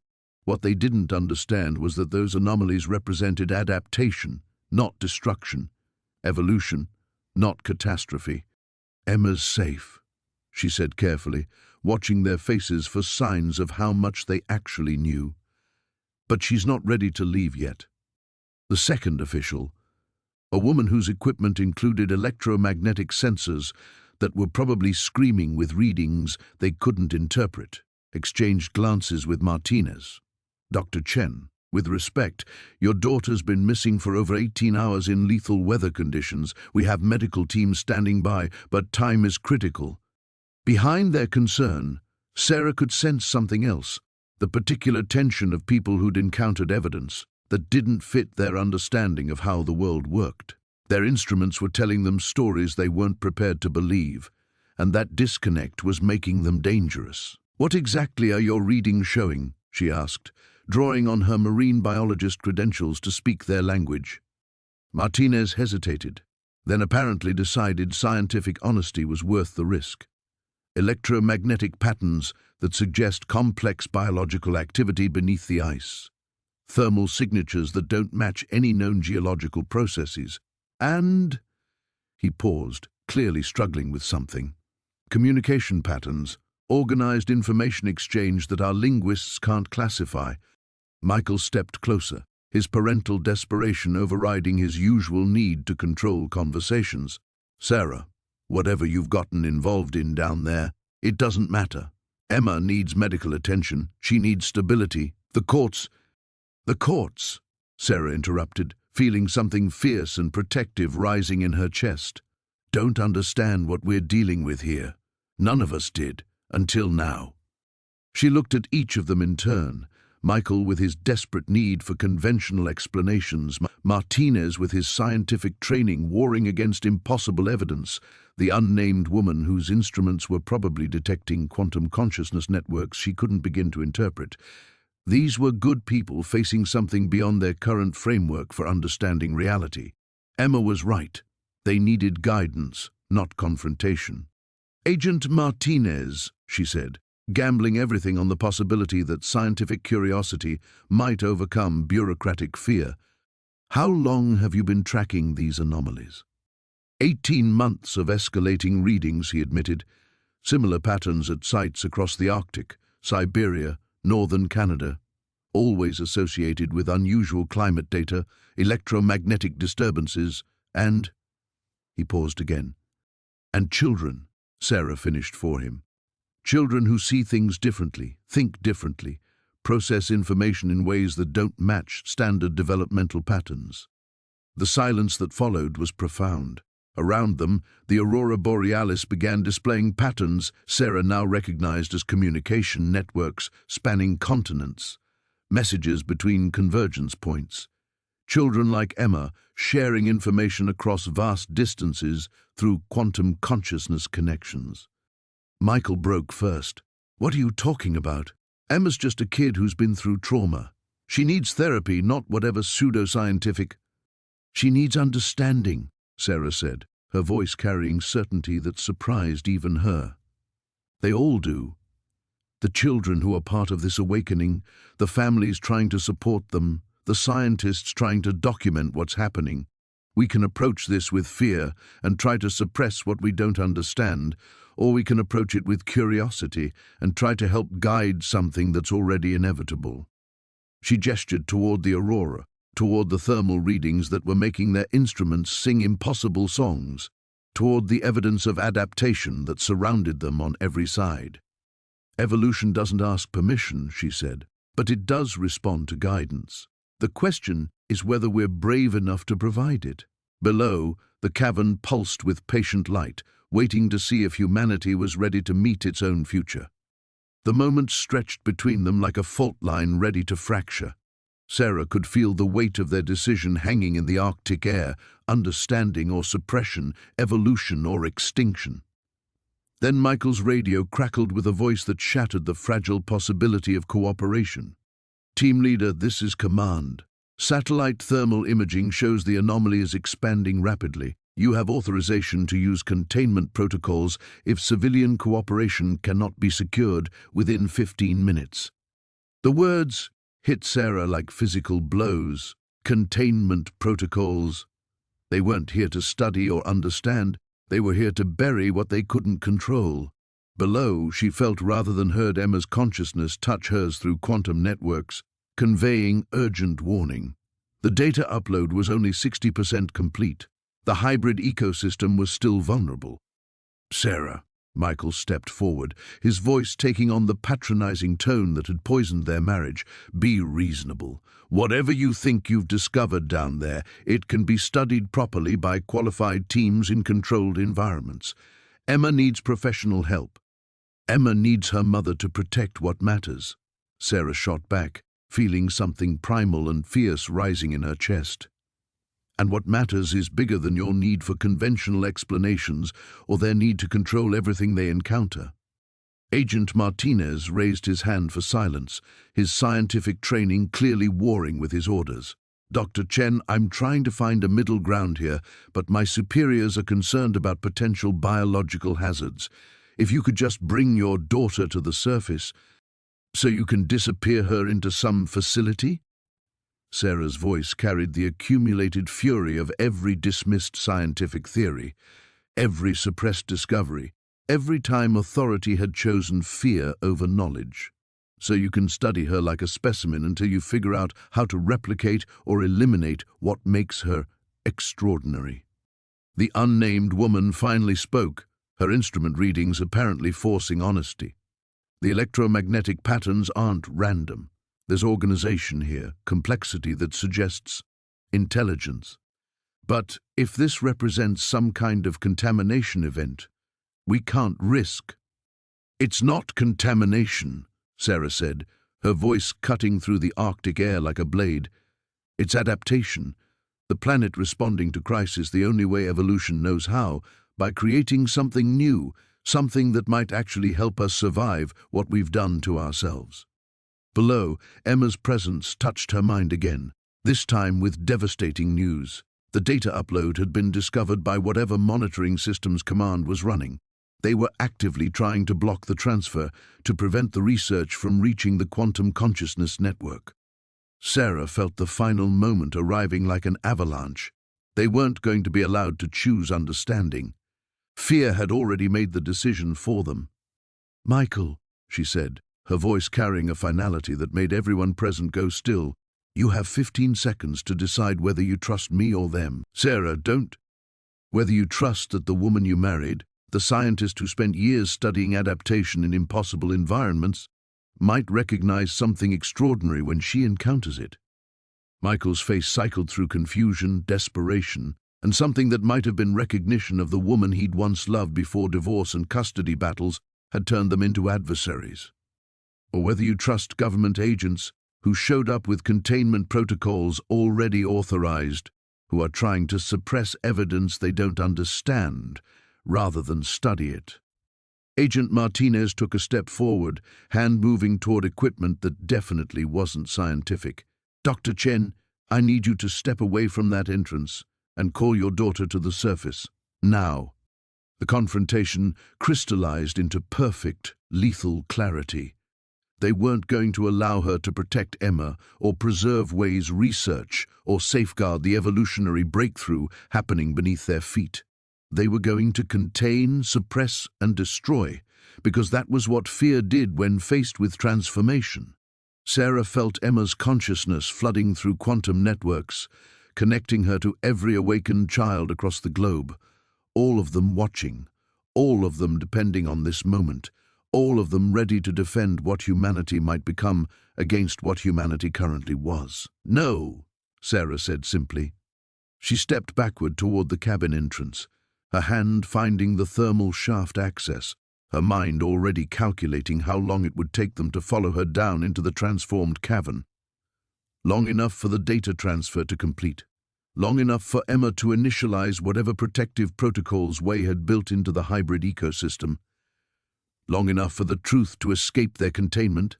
"Mom," Emma's voice drifted up from below, carrying layers of ancient wisdom and 8-year-old determination. "It's ready." Martinez lunged forward as Sarah dropped into the shaft, his shouts echoing behind her as she fell toward bioluminescent light and the sound of her daughter saving the world. Sarah's descent through the thermal shaft felt like falling through time itself, each moment stretching as she dropped toward bioluminescent light and the sound of her daughter orchestrating humanity's future.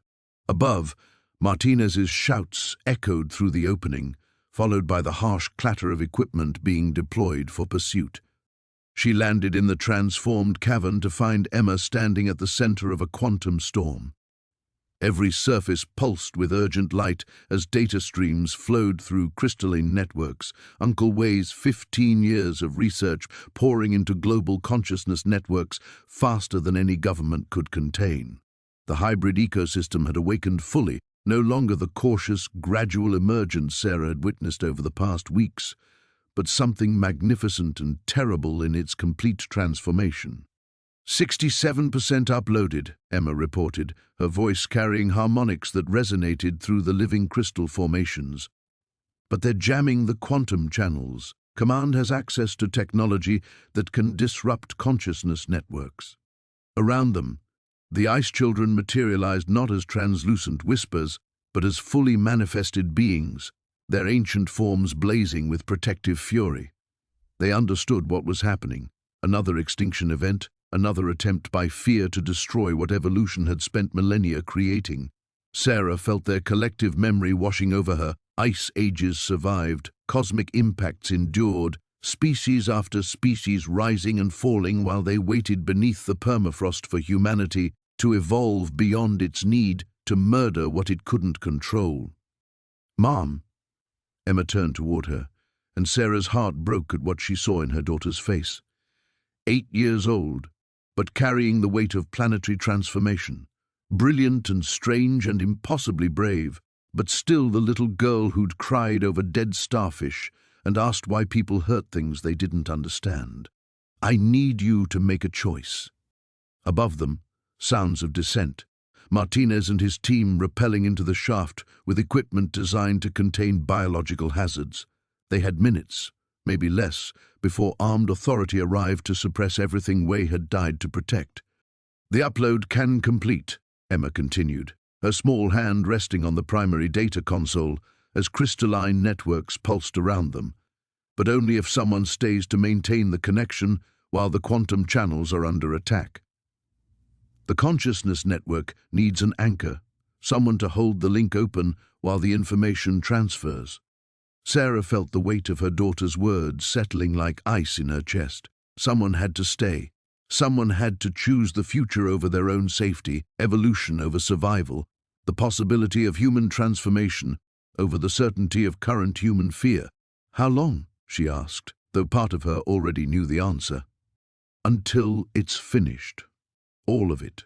The research data, the consciousness network protocols, the communication systems that will let the awakened children coordinate globally." Emma's eyes held depths that belonged to no 8-year-old, but her voice still carried the particular cadence of a daughter asking her mother for something impossible, however long that takes. The sounds above grew closer, voices shouting orders, equipment designed for biological containment being deployed into the shaft. They would arrive in the cavern within minutes, armed with fear and authority and the absolute certainty that they were protecting humanity from contamination. Sarah looked around the transformed space, at ice children who had waited millennia for this moment, at quantum consciousness networks that spanned continents, at her extraordinary daughter who had somehow become the bridge between what humanity was and what it might become. Uncle Wei had built something miraculous here, a hybrid ecosystem that could preserve and propagate evolutionary adaptation even in the face of extinction-level resistance. But it needed protection. It needed time. It needed someone willing to choose the future over their own present. "Mom." Emma stepped closer, her small hand finding Sarah's larger one. "You don't have to. I can try to hold the connection myself, but you're 8 years old," Sarah finished, squeezing her daughter's hand with fierce tenderness. "And you're extraordinary, but you shouldn't have to save the world alone." Above them, the first figure dropped into the cavern, Martinez, armed with instruments that would read the impossible and weapons that would try to contain it. Behind him, more voices, more authority, more fear disguised as protection. Sarah felt the choice crystallizing with perfect, terrible clarity. Emma could escape through the deeper tunnels Wei had mapped, carrying the partial data upload and her own consciousness connection to other awakened children. The network would survive, damaged but functional. Or Sarah could stay, anchor the quantum channels, ensure complete data transfer, while Emma guided the global consciousness network from a safe distance. Victory required sacrifice. The cost of winning was never seeing her daughter grow up in the world they were fighting to create. "I love you," Sarah whispered, releasing Emma's hand and moving toward the console. "Now run." Emma's eyes blazed with understanding, loss, and devastating 8-year-old wisdom as she stepped backward toward tunnels that led to humanity's uncertain future. Sarah placed her hands on the quantum interface as armed authority arrived to witness evolution itself. Sarah's hands met the quantum interface as Martinez dropped fully into the cavern, his weapon raised and his eyes struggling to process what they were seeing. The crystalline networks blazed with urgent light, data streams flowing like rivers of pure information while the ice children materialized around them in protective formation. For one impossible moment, everyone froze. Human authority confronting evolutionary inevitability in a chamber that pulsed with the heartbeat of transformation itself. "Don't move!" Martinez shouted, though his voice carried uncertainty rather than command. His instruments were screaming readings that defied every protocol he'd been trained to follow, and the beings surrounding them clearly weren't bound by conventional physics or standard containment procedures. Sarah felt the quantum channels lock into her consciousness like fire and ice combined. Through the networks, she could sense Emma moving deeper into the tunnel system, carrying partial data uploads and her connection to awakened children across the globe. The upload completion jumped to 73%, then 78%, as Sarah's anchoring presence stabilized the transfer against whatever jamming technology command was deploying. "Dr. Chen, step away from that device." The unnamed woman dropped into the cavern behind Martinez, her electromagnetic sensors shrieking with readings that probably registered as equipment malfunction rather than evolutionary breakthrough. "You're exposing yourself to unknown biological contamination." Through the quantum interface, Sarah felt something that might have been laughter from the collective consciousness: contamination. They still didn't understand that this wasn't infection, it was adaptation, the planet's immune system responding to the virus of human short-sightedness, with the only cure evolution knew how to provide: transformation or extinction. 84%. The ice children moved closer to the armed intruders, not threatening but radiating an ancient patience that made the cavern air thick with possibility and warning. These beings had watched species rise and fall for millennia. They had endured ice ages and cosmic impacts, and the slow dance of evolutionary pressure that shaped life into new forms. Human authority, with its weapons and fear and desperate need to control, registered as barely a momentary disturbance in geological time. "Where's Emma?" Michael's voice echoed from the shaft as he descended, and Sarah felt her heart breaking at the desperation in his tone. Whatever else had gone wrong between them, he loved their daughter with the same fierce intensity that was driving Sarah to sacrifice everything for Emma's future. Through the quantum networks, Sarah could feel the data upload approaching completion, Way's research flowing into consciousness networks that spanned continents. Every discovery, every breakthrough, every piece of evidence about humanity's evolutionary potential spreading beyond any government's ability to contain or suppress. The truth was escaping, one quantum transmission at a time. "She's safe," Sarah called back, her voice steady despite the fire racing through her nervous system as the quantum interface drew energy from her biological processes to maintain the connection. "She's doing what she was born to do."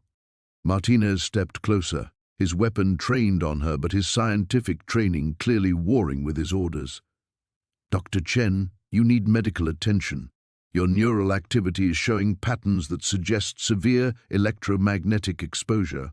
Step away from the device, and we can get you help." Through the interface, Sarah could sense his confusion, his genuine concern masked by layers of protocol and fear. He was trying to save her from something he perceived as dangerous contamination, not understanding that she was choosing evolution over safety, transformation over survival. 96%. Almost there. Emma's presence flickered through the quantum networks from deeper in the tunnel system, safe, protected, coordinating with other awakened children as the research data integrated into their collective consciousness. They would have everything they needed: the scientific framework to understand their abilities, the communication protocols to coordinate globally, the preserved ecosystem to serve as a sanctuary while humanity decided whether to embrace or destroy what it was becoming. "Mom." Emma's voice drifted through the crystalline formations, carrying love and loss and 8-year-old determination. "It's working. The network is stable. You can let go now." But Sarah could feel what Emma couldn't. The quantum channels were still under attack, commands, jamming technology growing more sophisticated by the moment. Releasing the connection now would corrupt the final data transfers, leave gaps in the research that might take years to reconstruct. The children would survive, but they wouldn't have everything they needed to guide humanity through what was coming. 99%. One more moment. One final transmission to ensure the future had every tool Way had died to preserve.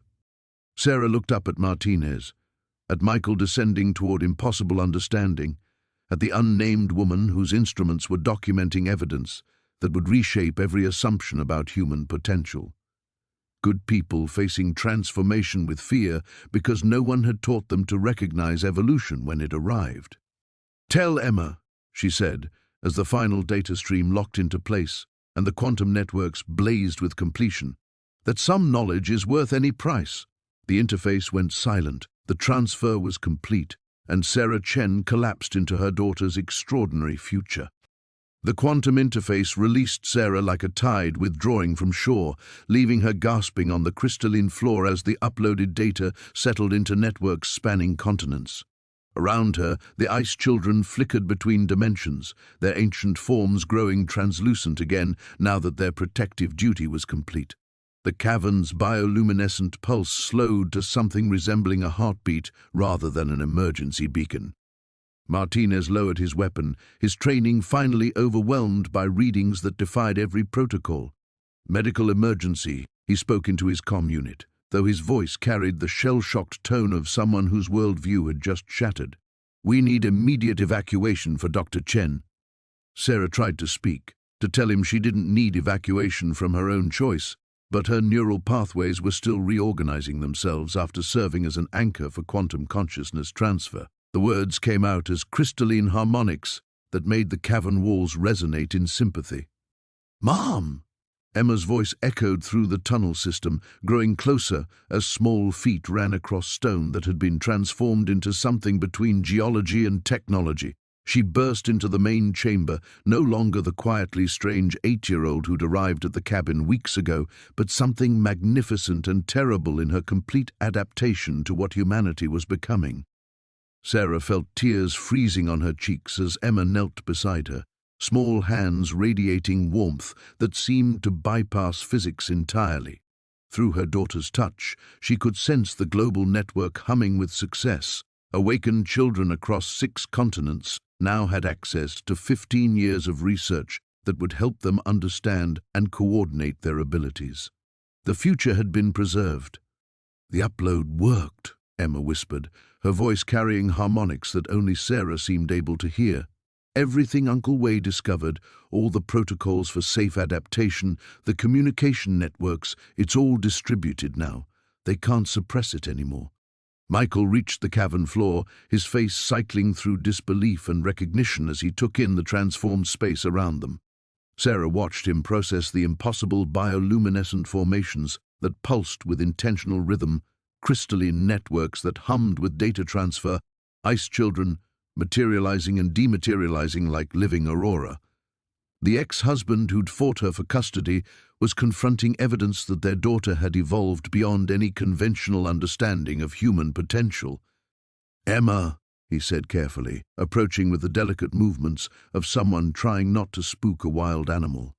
"Are you hurt? Are you okay?" Emma looked up at him with eyes that held depths spanning geological time, but when she smiled, it was pure 8-year-old mischief. "Hi, Daddy. I missed you." The simple words broke something in Michael's expression. Sarah watched him kneel beside their daughter, his hands hovering uncertainly around a child who could communicate across quantum networks but still called him Daddy with the same tone she'd used before any of this began. "I missed you too, kiddo," Michael whispered, and Sarah felt the first stirrings of something that might eventually become reconciliation. "I was so scared when you disappeared. When your mom brought you here, I thought—" "You thought she was being irresponsible," Emma finished with devastating accuracy. "But she was protecting me from people who would want to study me like a specimen instead of helping me understand what I'm becoming." Sarah managed to push herself upright, her nervous system still recalibrating from the quantum interface, but her mind crystalline clear.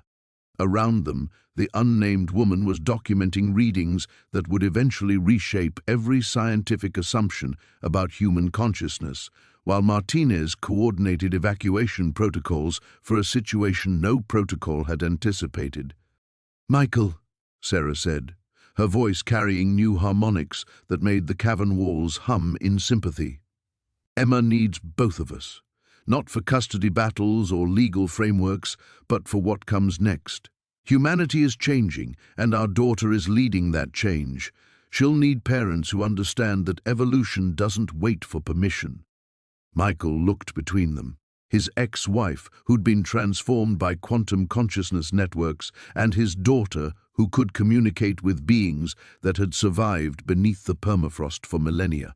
The divorce papers and custody agreements seemed suddenly irrelevant compared to the magnitude of what their family had become. "What happens now?" he asked, the question encompassing everything from immediate logistics to the future of human evolution.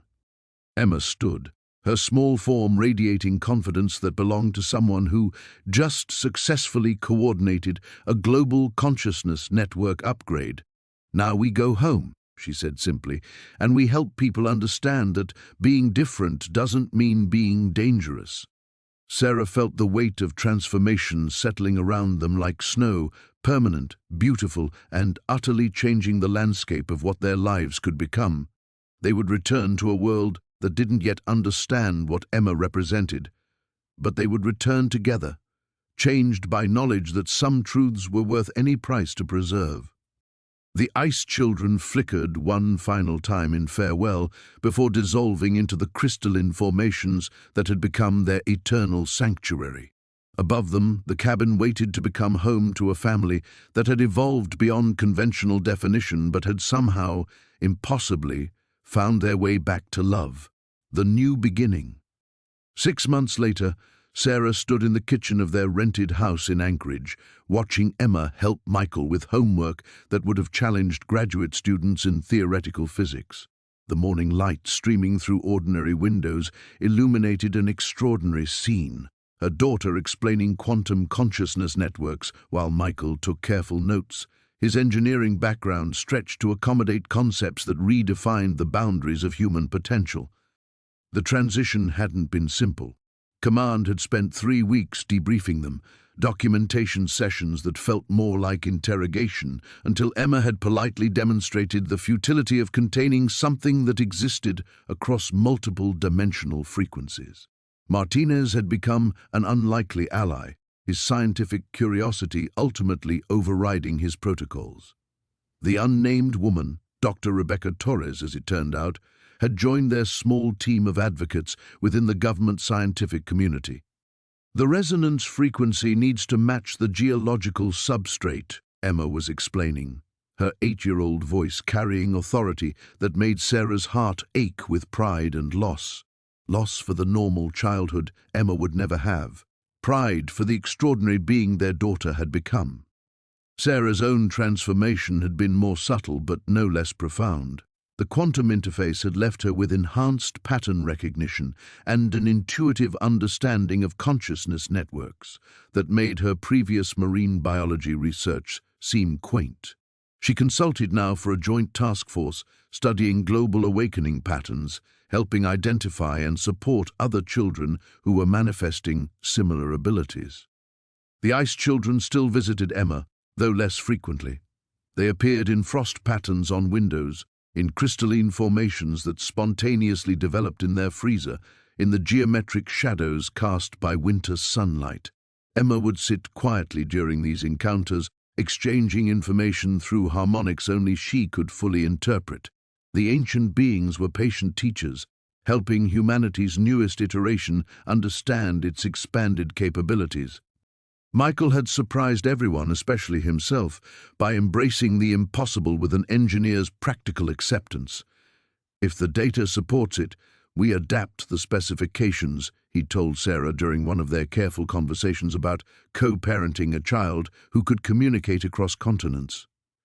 He'd moved to Anchorage, leaving his corporate position for a research role that let him contribute to understanding what Emma represented. The reconciliation had been gradual, built on shared wonder rather than old romance. They were different people now, Sarah transformed by quantum consciousness, Michael evolved by accepting truths that shattered conventional reality, both of them united by love for a daughter who carried humanity's future in her extraordinary awareness. The legal divorce remained, but they'd found something deeper than marriage in their commitment to protecting and nurturing what Emma was becoming. "The network is stable across all nodes," Emma reported, her attention shifting to dimensions Sarah could sense but not access. "Jenny in Norway says the aurora patterns are responding to the consciousness waves. Marcus in New Zealand thinks the geological formations are adapting to create better resonance chambers." Sarah felt the familiar mix of awe and maternal anxiety. Her daughter was coordinating with awakened children globally, sharing discoveries that advanced their collective understanding, at a pace that left conventional science struggling to keep up. Emma remained recognizably herself, still loved animated movies and complained about vegetables, but she carried responsibilities that would have crushed adults. "Are you remembering to just be a kid sometimes?" Sarah asked, the question that haunted her quiet moments. Emma looked up with eyes that held geological time but sparkled with 8-year-old mischief. "I built a snow fort yesterday that accidentally created a crystalline consciousness antenna. Does that count?" Michael laughed, the sound carrying genuine joy that made Sarah's heart warm with possibilities. They were figuring out how to be a family again, transformed by circumstances that defied explanation, but united by love that had evolved beyond conventional definition. The cabin remained, transformed into a research station that studied the ongoing interaction between consciousness and environment. Way's legacy lived on in the data streams flowing through quantum networks, in the awakened children who carried forward his understanding of evolutionary adaptation. Sarah visited occasionally, finding peace in the space where everything had changed. Emma stood from the table, her homework completed at a level that would reshape several scientific disciplines. "I'm going to call Tokyo. Hiroshi wants to show everyone how consciousness networks can accelerate plant growth. We might be able to help with food production while people figure out whether to be scared of us or not. Sarah watched her daughter move toward equipment that bridged dimensions, then felt Michael's hand brush hers with tentative warmth. "She's going to change everything," he said quietly.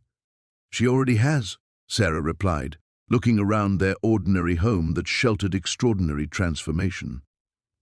Outside, snow began falling in patterns that seemed almost intentional, crystalline formations that caught light like networks of possibility. Emma's laughter echoed from the next room as she connected with children across the globe, her voice carrying harmonics that made the windows hum with sympathetic resonance. The future was uncertain, humanity's response to its own evolution unpredictable, but love had adapted alongside consciousness. Some knowledge was worth any price. Some changes, once begun, transformed everything they touched, and sometimes, impossibly, families found their way back to each other across distances measured not in miles but in evolutionary leaps that spanned the space between what humanity had been and what it was finally becoming.